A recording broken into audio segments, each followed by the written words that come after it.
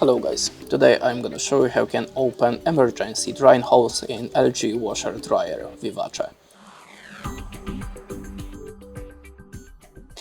So in the first step, open the cover of the main filter. Then just remove the emergency drying hose and pull the top to the front. This is an emergency drying hose, so if your water just stops in the device, you can get out, remove any water by this hose. After that, just turn it to the right side to insert the cover and put it to the right place. That's it. Thanks for watching and goodbye.